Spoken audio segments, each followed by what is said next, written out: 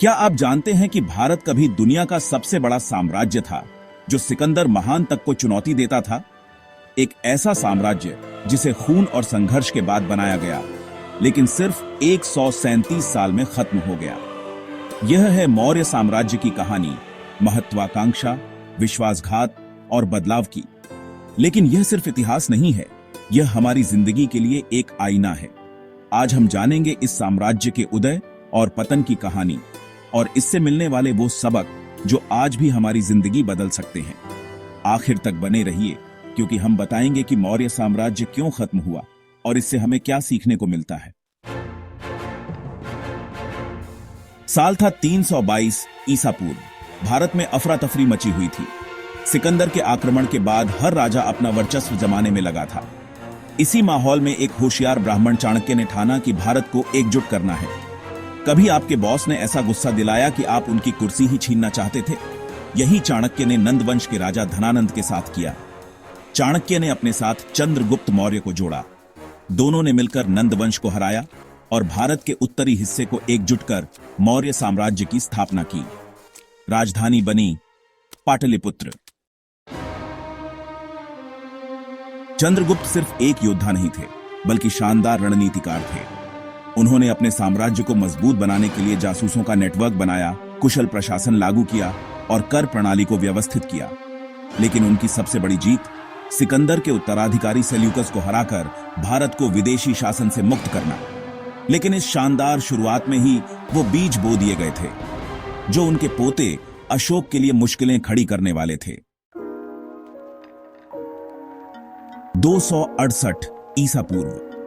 अब साम्राज्य की बागडोर चंद्रगुप्त के पोते अशोक के हाथ में थी। अशोक ने साम्राज्य को और बड़ा किया।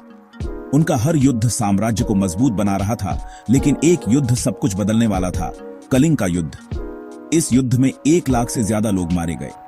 कहा जाता है कि दया नदी का पानी खून से लाल हो गया।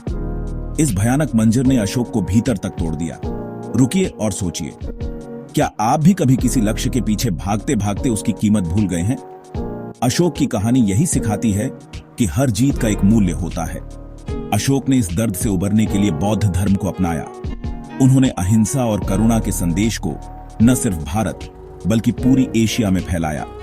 उनके बनाए अशोक स्तंभ आज भी उनकी नैतिकता की मिसाल है।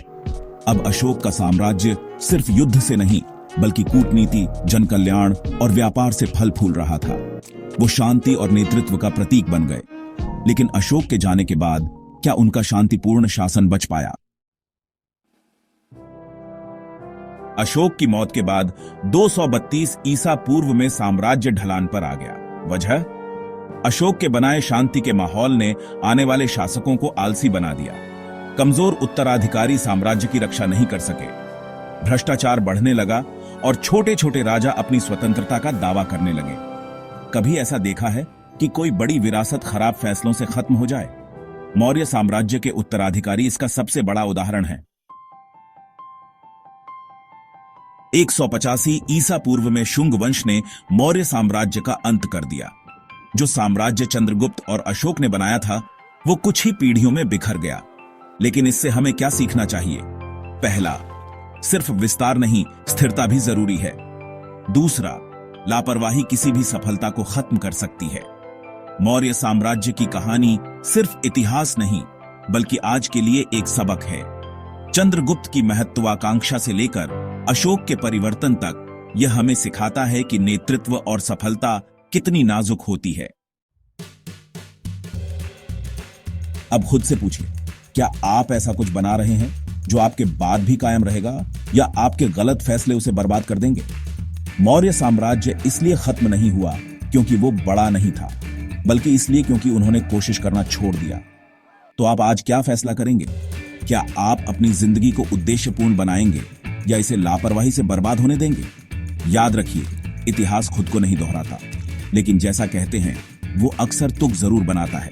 क्या आप उस तुक को सुन रहे हैं? अगर यह कहानी आपके दिल को छू गई हो तो हमारे चैनल को सब्सक्राइब करें और इस वीडियो को शेयर करें, क्योंकि इतिहास सिर्फ तारीखों का खेल नहीं है, यह हमारी जिंदगी का मार्गदर्शन है।